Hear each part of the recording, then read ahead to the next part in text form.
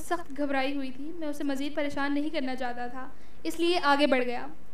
उस वक्त एक काला बदसूरत सा आदमी, जिसके चेहरे से खबासत टपक रही थी और तोंद बाहर को निकली हुई थी, वो दुकान से बाहर आया और उसे देखते ही रोशाने उसके साथ चल दी। मैं उन दोनों को जाता देखता रह गया। शाम में मेरे मोबाइल की घंटी बजी। मोबाइल की स्क्रीन पर मैंने नंबर देखा तो वो रोशाने की कॉल थी।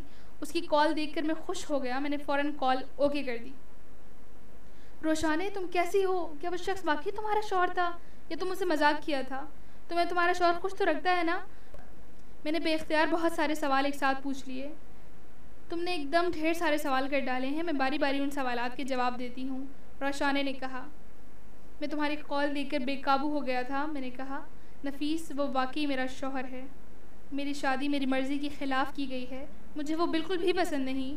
मैंने उस रिश्ते पर बहुत एतराज़ किया था, लेकिन किसी ने मेरी एक ना सुनी। हत्ता कि मेरा मोबाइल भी मुझसे छीन लिया गया ताकि मैं किसी से भी रब्ता ना कर सकूं।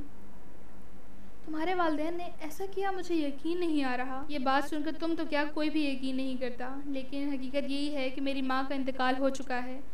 जिस अम्मी को तुम जानते हो वो दरअसल मेरी सौतेली अम्मी हैं। मेरे शौहर कामरान सौतेली अम्मी के भांजे हैं और दुबई में बहुत अरसे रहे हैं। दुबई की कमाई से ही उनके घर में दौलत की रेल पेल है, लेकिन दौलत ही सब कुछ नहीं होती। जैसी शक्ल सूरत का मेरा शौहर मालिक है, ऐसा ही वो बददिमाग भी है। ज़रा ज़रा सी बात पर खरी खरी सुनाने में देर नहीं करते।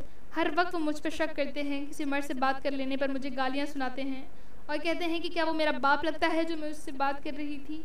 इसलिए मैंने पुरानी सिम भी छुपा कर रखी हुई थी ताकि यूनिवर्सिटी का कोई साथी रब्ता ना करे, वरना वो खाम मुझ पर शक करने लगेगा और तहमत लगाने में भी ताख़ीर नहीं करेगा। रोशाने ने कहा। अच्छा, इसलिए तुमने अपनी यूनिवर्सिटी के साथियों को नहीं बुलाया था। मैं अपने दोस्तों को शादी की दावत देकर अपने आप को मजाक का निशाना नहीं बनाना चाहती थी। जो मेरे शौहर को देखता उसने यही कहना था कि तुम्हें दुनिया में यही शख्स मिला था शादी करने के लिए। तुम्हारे साथ वाकई बहुत बुरा हुआ रोशाने। तुम्हारे अब्बा इस रिश्ते पर राज़ी कैसे हो गए, मुझे तो ये यकीन नहीं आ रहा। मेरे अब्बा को तो पूछो ही मत। अम्मी जो कहती हैं वो आंखें बंद करके मान लेते हैं। इसमें उनका भी कसूर नहीं है। मेरी सौतेली अम्मी और उनकी बहनें जादू टोना कराने में बहुत मशहूर हैं। उन्होंने ही अब्बू पर ऐसा काला इल्म करा दिया है कि वो अम्मी के अलावा किसी की कोई बात नहीं मानते। रोशाने ने बताया कि उसका रिश्ता भी सौतेली अम्मी की बहनों ने ही करवाया है। वाकई काले जादू की बदौलत ऐसा हुआ है? अच्छा, मैं कॉल बंद कर रही हूँ, कोई आ रहा है। कहते ही रोशाने ने कॉल ऑफ कर दी। रोशाने के हालात का सुनकर मुझे बहुत अफसोस हुआ। मेरे ज़ख्म फिर से हरे हो गए। मुझे उससे सच्ची मोहब्बत थी। मैं ये किसी सूरत गवारा नहीं कर सकता था कि कोई उस पर जुल्म करे। उसकी कामरान के साथ शादी करके सरासर जुल्म ज़्यादती की गई थी उसके साथ। अब अक्सर जब भी रोशाने को फुर्सत और बात करने का मौका मिलता वो मुझसे बात करने लगी थी।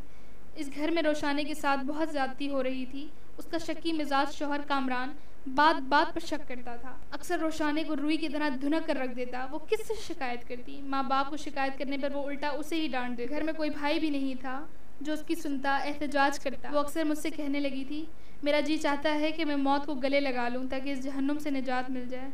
मेरा जीने का दिल नहीं करता। मैं उसे समझाता कि वो मायूस ना हो, हालात जल्द बेहतर हो जाएंगे। एक सुबह जब मैं सोकर उठा तो मैंने व्हाट्सएप पर उसका टेक्स्ट देखा। उसे पढ़ने पर मुझे ज़बरदस्त झटका लगा। रोशाने ने रात 12 बजे मुझे टेक्स्ट किया था। उसमें लिखा था, वो अपनी ज़िंदगी से तंग आ चुकी है, इसलिए नींद की गोलियां खाकर अपनी ज़िंदगी का खात्मा कर रही है। मैं उसका मैसेज पढ़कर परेशान हो गया और मुझे अपने आप पर गुस्सा आने लगा कि मैं रात जल्दी क्यों सो गया था।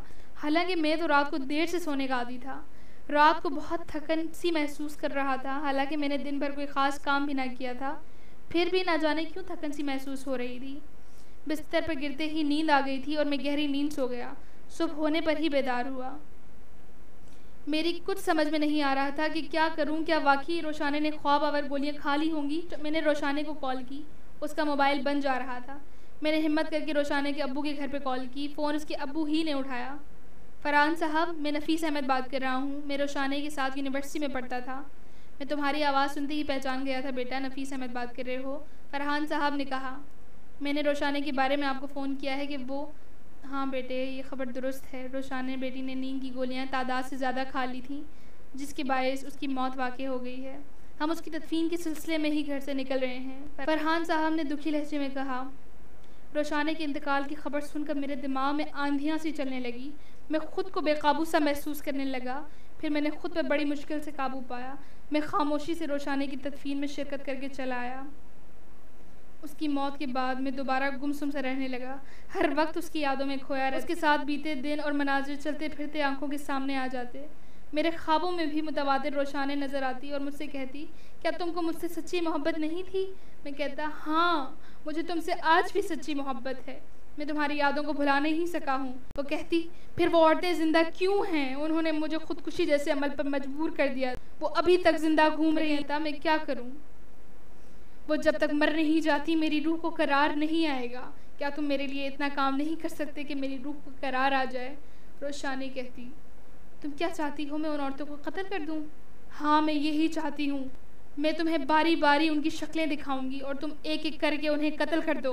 अगर तुमने ऐसा कर दिया तो मैं समझूंगी कि तुम्हें वाकई मुझसे सच्ची मोहब्बत है, वरना नहीं, मैं साबित कर दूंगा कि मुझे तुमसे सच्ची मोहब्बत है। मैं एक एक को कत्ल कर दूंगा, उसके बाद चाहे मुझे फांसी लगे या कुछ भी हो। मैं कहता, और फिर ऐसा ही हुआ।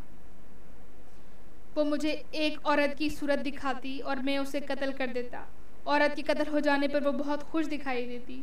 उन औरतों को कत्ल करके रोशानी पर मैंने साबित कर दिया था कि मैं वाकई उससे सच्ची मोहब्बत करता हूँ। तुम्हारा बयान मुझे किसी ड्रामे या फिल्म की स्टोरी लग रहा है, फिर भी इसको सच मान लेते हैं। लेकिन ये बताओ, उन औरतों का क्या कसूर था जिनको तुमने कत्ल किया? जिस औरत को मैं कत्ल कर देना चाहता था, काश वो कत्ल हो जाती तो ये राज ही, मगर उसका कत्ल ना होने से सारा राज फाश हो गया। इन कत्ल की वारदातों में भी राज है। मैंने हैरानी से उसे देखा। हाँ, रोशानी को खुदकुशी जैसा इकदाम उठाने में उन्हीं का हाथ है। मैं जिसको कत्ल करना चाहता था वो रोशानी की सास थी, और जो मेरे हाथ औरतें कत्ल हुई वो रोशानी की सौतेली माँ और उसकी बहनें थीं, जिन्होंने काले इल्म से रोशानी की शादी कामरान से कराई थी। ना वो रोशानी की शादी कराती और ना रोशानी खुदकुशी जैसा इकदाम उठाती। नफीस अहमद की आंखों में आंसू मोती बनकर चमक रहे थे।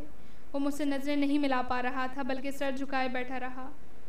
फिर उससे अपनी नज़रें उठाईं और गोया हुआ, इंस्पेक्टर साहब, जो कुछ बताना था मैंने वाज़े और साफ साफ बता दिया। अब आगे आप लोगों की मर्ज़ी है, और वैसे भी मैं सिर्फ आज के दिन यहाँ मौजूद हूँ। रात के किसी भी पहर रोशानी मुझे अपने साथ ले जाएगी। इंस्पेक्टर साहब, प्लीज़ अब आप मुझे तन्हा छोड़ दें। और ये बोलकर मेरे सामने से वो उठ गया और आंखें बंद करके कमरे में टहलने लगा। और फिर उसकी बात ठीक निकली। रात के 2:30 बजे के वक्त था कि नफीस अहमद की बुलंद आवाज़ सुनाई दी, इंस्पेक्टर साहब, इंस्पेक्टर साहब, देखें, रोशानी आ गई है मुझे लेने।